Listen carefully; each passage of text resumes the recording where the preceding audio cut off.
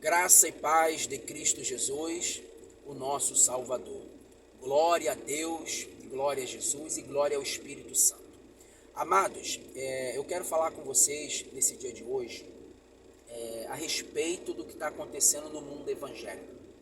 Essa enganação que, graças a Deus, eu fui liberto desse sistema religioso, desse sistema gospel, desse sistema legalista, graças a Deus, desse sistema que prende as pessoas, né? Que amarram as pessoas espiritualmente, prendem essas pessoas no seu engano religioso. Graças a Deus que eu fui liberto, tá? Primeiro eu fui liberto do movimento pentecostal no ano de 2016. Por que eu fui liberto do movimento pentecostal? Eu rompi com o pentecostalismo. Não quero dizer com isso que tudo que está lá não presta, não é isso. Lá é um covil de heresia, né? É um movimento que se perdeu. Quem estuda a história dos avivamentos sabe que o movimento pentecostal se perdeu. Mas tem lá pastores sérios, tem também irmãs sérias. Eu conheço pessoas de lá que lutam para ser bíblico, tá? Tem exceções, tá bom? Mas o movimento em si abraçou já o neopentecostalismo, tá? É um covil de heresia. Os pregadores pentecostais aí cobram para pregar, a maioria, tá? Tem exceções, cobram para pregar o evangelho, tá? Se você não pagar, tá? Eles não pregam, eles cobram para pregar o evangelho, para poder ministrar, para poder pregar o evangelho, para evangelizar eles cobram para pregar, tá? Eles vão tentar maquiar a situação, pegar textos isolados, tá? Mas na verdade eles são uma espécie de Judas Iscariotes, né? Que vendeu Jesus, eles vendem, se não pagar eles não pregam, tá? Vocês viram aí um escândalo recente aí com uma pregadora que cobrou 26 mil para pregar, uma igreja para 30 membros, né? E qualquer dúvida você entra em contato com eles, chama eles para pregar na igreja de vocês, igreja entre aspas, né? A igreja somos nós, né? Na denominação de vocês, né? Lá no local, lá o templo de vocês, chama eles para pregar lá, aí você vai saber, você vai se espantar, tá? Eu prefiro não citar nomes aqui, tá? Tô tranquilo, então não vou citar nomes aqui, eu procuro ter vigilância assim no que eu falo, né? Mas eu vou falar, tá? Eles cobram para pregar o evangelho, tá? Eles vendem o evangelho de Cristo. Se não pagar, eles não vão. Só engana aqueles que não pesquisam a vida deles. Se pesquisar a vida desses caras, esses caras vão procurar um trabalho, tá? Para poder sustentar tanto eles como a família deles. Aí você vai dizer assim, ué, ele não está trabalhando na obra de Deus, ele está se aproveitando da obra de Deus. Tá? Porque uma pessoa que trabalha na obra de Deus vive da providência, da provisão, tá? Ele se sustenta sim daquilo que Deus prepara para a sua vida. Eu não sou contra o pregador, a pregadora receber a oferta, a ajuda de custo, né? Precisa pagar combustível, até mesmo ir para outro estado de ônibus ou de avião, né? Precisa de um local para ficar. Eu não sou contra isso, uma oferta voluntária, desde o momento que ele esteja aplicado, não somente pregar nas denominações evangélicas, nos púlpitos, mas também evangelizar pessoas necessitadas. Para as ofertas que ele receber, ele aplicar também nos trabalhos evangelísticos e missionários dele. Mas não, você só vê luxo, carros de primeira linha, hotéis 5 estrelas, né, mansões, tudo isso à custa de pessoas que infelizmente não acordaram ainda, estão dormindo no sistema gospel, no sistema religioso. Graças a Deus que eu saí, abandonei o sistema evangélico, tá? Reconheço que tem pessoas fiéis lá, como tem pessoas dentro do pentecostalismo, existem pastores pentecostais que são sérios, que lutam para ser bíblico, portanto tem até agora o movimento do pentecostal reformado, né? Que eu estive estudando e vi que realmente eles estão buscando uma vida bíblica, né? Então isso é muito bom, tá? Tem reformados que não aceitam essa questão de pentecostal reformado, mas eu particularmente não vejo nada demais, mas respeito quem pensa diferente, tá bom? Mas isso é bom porque a gente vê que eles estão buscando conhecimento bíblico, tá? Por isso que eu digo, tem exceções lá, tá? Não são todo mundo não, tem exceções, tá bom? Mas o movimento em si é um covil de heresia, tá? Fora esse sistema denominacional, que é um sistema de empresa, eles são empresas, né? Eu vivi 7 anos no ministério, né, onde eu nasci, que lá é uma empresa também evangélica, né? Uma empresa onde a família imperial vive no luxo, né? Enquanto tem membros aí que vivem uma vida miserável, né? Vamos botar assim, financeiramente, espiritualmente acredito que eles estão buscando a Deus e Deus, né, tem ajudado eles espiritualmente, tá? Claro que tem pessoas lá que eu acredito que existe uma ignorância, né? Até porque quando eu vivi nesse ministério, né, não tinha nem estudo bíblico, né? A gente que tinha que ter interesse de estudar a palavra. Pouco você via algum dirigente de congregação aplicando estudo bíblico na sua congregação. E sempre quando aplicava era básico, era aquilo que o ministério ensinava. Porque tinha que manter todo mundo preso no sistema religioso, apostatado do Evangelho de Cristo. Que eles pregam que é Cristo, que é o Evangelho, né?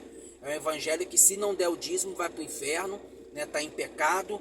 O Evangelho que você tem que dar envelopes, né? Fazer parte de todo o esquema ali, tá? Porque a família precisa se manter lá, ó, família imperial. Se esses membros estudassem basicamente a Bíblia, o Evangelho, tá? Pode ter certeza que essa empresa ia ficar vazia, porque as pessoas iam encontrar muita heresia e a maneira de vida desse ministério ia ver que não tem nada a ver com Cristo, tá bom? Não tem nada a ver com partir do pão com o seu próximo, né? Mas dentro desse ministério que eu citei, que eu vivi no meu início, tem pessoas também fiéis lá, porque eu conheço. Mas o sistema em si é um sistema de empresa, é um sistema também, um covil de heresia, tá? Eu sei que tem pessoas que não gostam, acham que a gente está dizendo que é o dono da verdade. Eu não sou dono da verdade, tá? O Evangelho é a verdade, mas graças a Deus que Deus abriu meus olhos para compreender e ver essa enganação hoje que acontece aí no meio dessas denominações evangélicas. Eles dizem ser igreja, não é igreja, tá? A igreja somos nós, é pessoas, tá? A gente se reúne para cultuar, para orar ao Senhor, né? Mas a igreja não é o templo, somos nós. Só que eles usam disso para poder prender as pessoas dentro do seu sistema religioso. Porque o sistema religioso tem que andar, e é isso aqui. Se tu estudar a história das religiões, você vai ver que está tudo por trás, tem isso daqui, ó, o dinheiro. Tá bom? Então por isso que eles têm interesse diretamente em manter vocês presos no sistema religioso e muitas vezes deturpar, né? Mudar, desfigurar alguns textos e aplicar dentro do pensamento deles para dizer que vocês têm que estar lá congregando com eles. Tá? Mas na verdade nós sabemos que a igreja de Cristo somos nós, que nós temos que viver em comunidade, com pessoas sérias que querem caminhar para o reino de Deus e praticar as escrituras. Eu não sou contra um líder de uma comunidade, um pastor, viver da provisão de sustento, porque ele precisa sustentar a sua família, ou o pregador receber sua oferta. Eu não sou contra isso. Eu sou contra os excessos, aquilo que é antibíblico. É você se aproveitar do evangelho para se enriquecer, para crescer financeiramente, tá? Para poder ter luxo, para poder ter benefícios pessoais. Eu sou contra isso. Esses pregadores que cobram para pregar o evangelho, entra na agenda desses pregadores conhecidos aí, esses que vocês seguem aí, que vocês comentam, vive o tempo todo naquela babação. Pesquisa a vida deles. Pouco tempo agora eu conversei com um rapaz no Mensageiro, né, que chamou um pregador conhecido aí, deixa eu calar a boca, né, que sempre está falando, vou ali falar de Jesus, mas para falar de Jesus tem que pagar o cachê dele, né? Vamos ali fazer uma viagem nesse pássaro, mas tem que pagar, entendeu? Para ele poder pregar o evangelho. Então, falou comigo que chamou essa pessoa para pregar e cobrou dinheiro, né?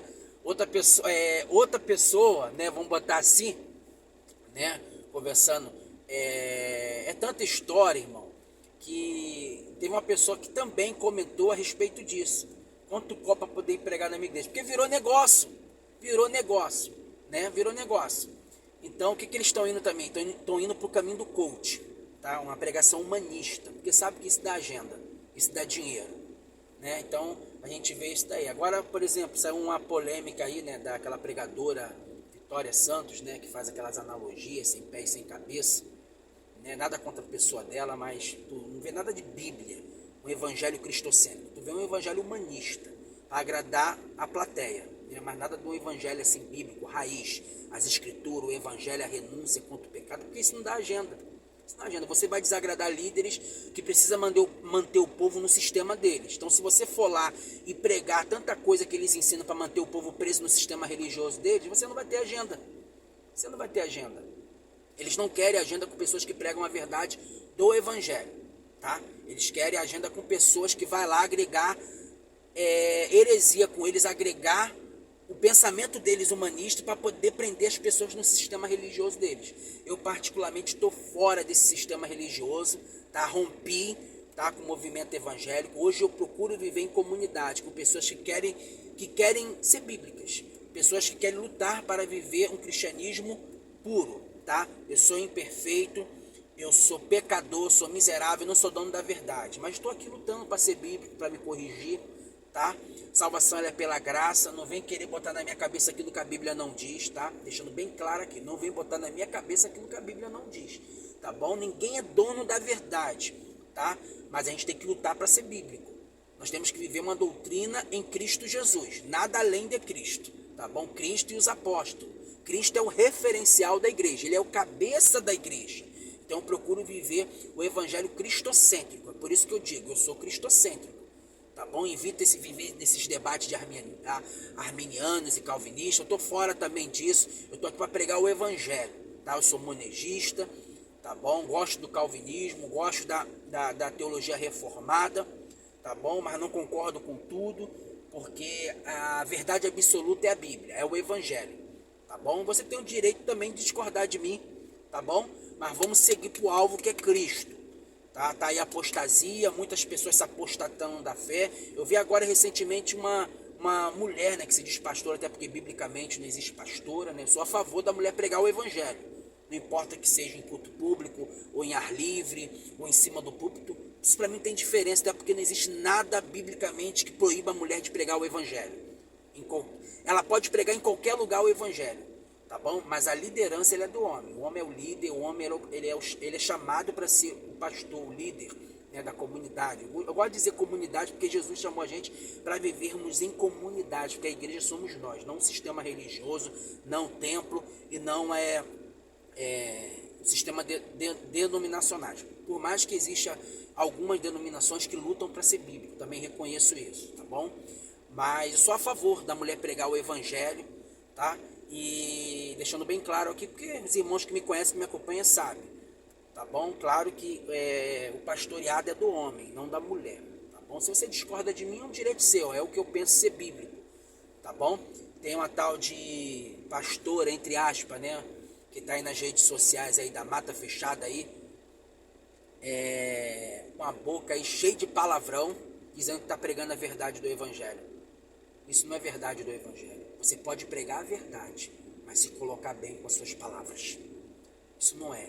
Dá para ver que essa pessoa precisa ter um encontro com Cristo, com o evangelho, precisa aprender, precisa ser doutrinada. Eu não dou palco para tipo de pessoas como essa mulher, tá? Que fica aí nas matas, achando ainda que é mais santificada por viver nas matas fechadas. Eu vivi muito como ela também, achando por eu subir um monte eu era mais santo do que os outros, mas não sou.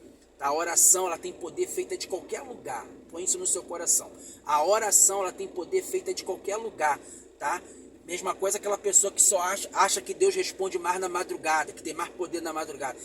Deus responde você a qualquer hora do dia. Você pode estar orando de manhã, tarde, à noite, não importa. A qualquer hora que você orar com fé, com arrependimento, de coração aberto para Deus, em nome de Jesus, pelo poder do Espírito Santo, Deus ele vai te ouvir, não importa o horário que você fizer a sua oração.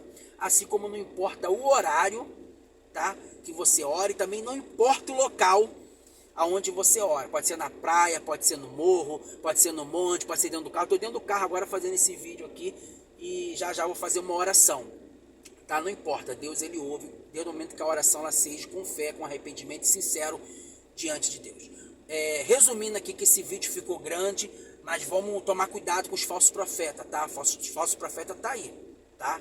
E eu não passo a mão também no meio reformado não, abre o olho também, tá bom? Vamos procurar seguir o que está na Bíblia, tá? Vamos ser cristocêntricos, vamos ser discípulos de Jesus Cristo, tá? Vamos viver o que está na Bíblia, tá? Eu sou pecador, reconheço, tá? Mas eu me arrependo, minha vida é um arrependimento diário diante de Deus. Eu vou continuar pregando o evangelho da graça de Deus, pregando o evangelho bíblico, tá? Não sou dono da verdade, mas vou continuar pregando Jesus Cristo. Salvação ela é pela graça mediante a fé. Nós temos que viver segundo a vontade de Deus, tá bom? Quem santifica a gente é o Espírito Santo. Uma pessoa que é salva em Cristo, uma pessoa que é salva em Cristo Jesus, não vai viver uma vida de qualquer maneira. Não peca mais em paz, tá? Vai ter uma vida de arrependimento diário, buscando viver com Deus, lutando contra o pecado, porque nós ser humanos, não conseguimos vencer o pecado, mas o poder do Espírito Santo que está em nós, nós conseguimos vencer o pecado pela nossa fé em Jesus Cristo, porque a graça de Deus foi derramada em nós. Que Deus abençoe. Glória a Deus!